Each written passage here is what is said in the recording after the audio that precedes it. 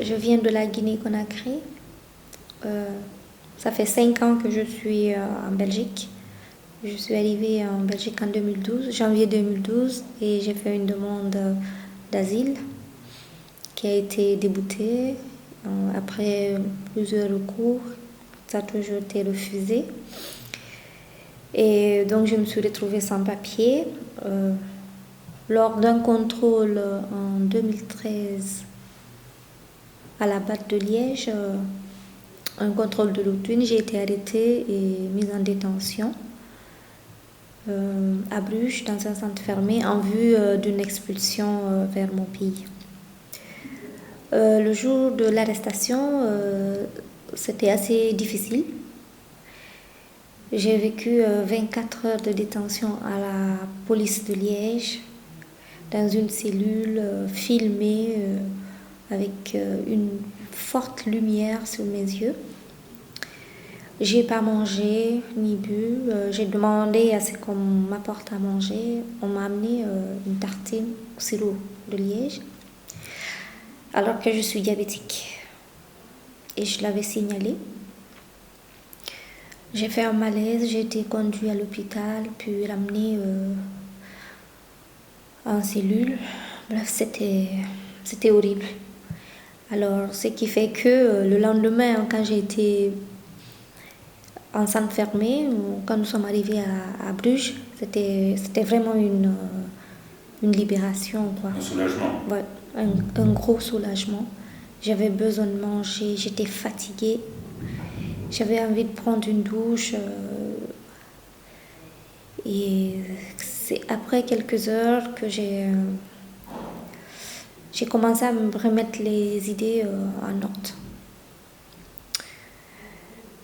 Et là, c'était une série de questions qui me traversaient la tête. En fait, comment c'est venu, qu'est-ce qui s'est passé. Je me suis vue remettre une carte où il y avait un numéro, qu'on me signalait que c'était mon numéro à moi, c'était mon numéro de matricule.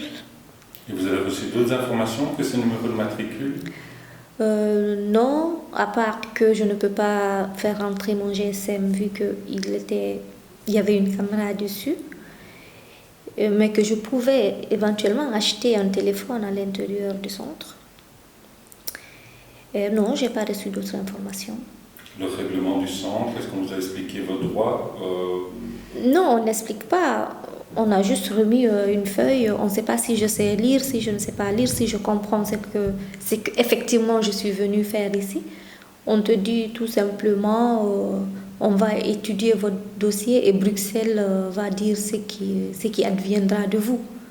Mais dès le départ, on sait qu'on est là pour être expulsé. On vous dit combien de temps vous allez rester détenu? Ah non, ça, on ne vous dit pas, parce que peut-être que vous allez être expulsé le lendemain si on trouve une place pour vous, ou 2 semaines, ou 2 mois, ou 3 mois, ou 6 mois après. Là, on ne sait pas. On ne sait pas. Comment vous avez vécu cette détention?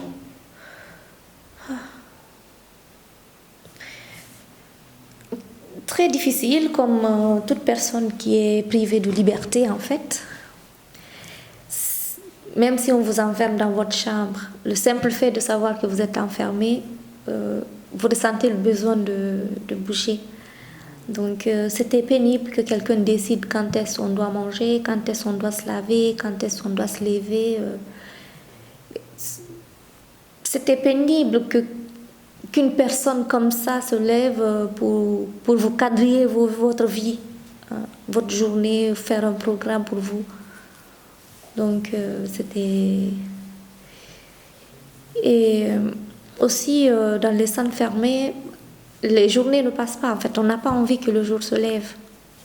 À chaque fois, à la tombée de la nuit, c'est un soulagement pour nous parce qu'on se dit au moins on a un petit moment de répit où on ne pense pas qu'on va venir tout de suite nous prendre et nous amener de force. Ça arrivait souvent? Oui, ça arrivait souvent. Et donc, les journées, vous les passez dans une angoisse incessante, quoi. incessante. Au moindre mouvement, au moindre... Peu importe ce que les gardes sont en train de se dire, peut-être qu'ils ne pensent même pas à vous, mais vous êtes là, vous les observez, vous passez votre temps en guettant leur moindre mouvement, rien que pour savoir est-ce que on va venir vous prendre tout de suite. Et ça, c'était difficile. Et qu'est-ce qui vous a permis de tenir? C'est les visites. J'ai reçu beaucoup de visites de mes amis, de mes compatriotes et aussi des appels, des associations aussi. Oui. Votre avocat peut-être aussi? Oui, mon avocat, moi personnellement, je n'étais pas en contact permanent avec lui, mais le monde qui m'entourait, si, ils avaient tout le temps des retours avec lui et je sais que il a tenu jusqu'au bout, il m'a accompagné. Il y a beaucoup de détenus qui se voient abandonnés une fois dans les centres, les avocats se... Mais moi, non. Mon avocat, il m'a accompagné jusqu'au bout. Il a introduit des recours? Oui. Vous avez été convoqué au tribunal? Oui, il a fait une extrême urgence. J'ai été convoquée au tribunal et je me suis présentée, je pense, 2 fois devant le juge. Comment ça se passe devant le juge? Vous pouvez nous expliquer un peu comment ça se passe quand vous êtes convoqué? Vous êtes entendu longuement par le juge? Vous êtes entendu tout de suite? Donc vous devez patienter? Ah oui, vous devez patienter. Quand vous arrivez au tribunal, vous êtes dans une cellule entourée des autres détenus qui sont programmés le même jour pour être jugés. Et c'est quand tout le monde passe que vous passez en dernière position. D'autres détenus du centre fermé? Non. Des criminels, en fait. Des gens qui ont commis des délits, des vols, des crimes, des trafiquants. Vous êtes entouré de tout ça.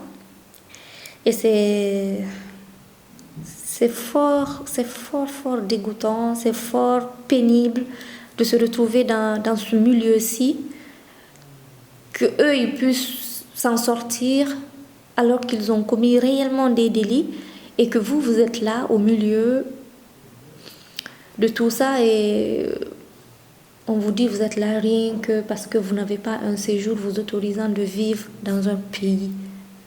Tout en étant un être humain, vous êtes au milieu des êtres humains, mais vous êtes au même titre que les délinquants, les criminels, les hors-la-loi, si on veut dire. Est-ce que dans votre cas, le recours a été utile? Non. À chaque fois que le juge demandait à ce qu'on me libère, et l'office rebondissait pour faire appel. Donc non, ça n'a jamais donné grand-chose. Et comment ça s'est passé alors, votre libération? Vous avez reçu des informations? Non. Juste après 4 mois, ils sont venus me dire qu'ils n'ont pas pu m'expulser et donc je devais quitter. J'avais 7 jours pour quitter le territoire de l'Union européenne par mes propres moyens. Aujourd'hui, quel souvenir avez-vous de toute cette épreuve en centre fermé, de ces 4 mois de détention? En fait, oui, c'est vrai, le temps passe, ça passe, mais dans son cœur, dans sa tête, c'est un moment qui ne passe pas. Parce que à chaque fois, ça revient. Au fait, les centres fermés, c'est fait juste pour détruire la personne, pour briser vos rêves, pour briser vos attentes. Et là, on le ressent à chaque fois qu'on doit se lever le matin, voir tout le monde aller travailler, par exemple, et que toi, tu es là, immobile. Tu ne sers à rien. Et voilà, tu arrives à te dire, mais effectivement, est-ce que je vaux quelque chose? Est-ce que je suis un être humain? Est-ce que je suis dans mon monde? Donc oui. Moi, rien qu'à entendre Bruges, j'ai appris que Bruges est une belle ville et tout. Mais pour moi, Bruges n'est rien d'autre que le centre fermé. Déjà que je ne connais pas Bruges, mais je n'ai jamais eu l'envie d'aller visiter Bruges. Et je ne crois pas si je pourrais le faire un jour. C'est à jamais, quoi.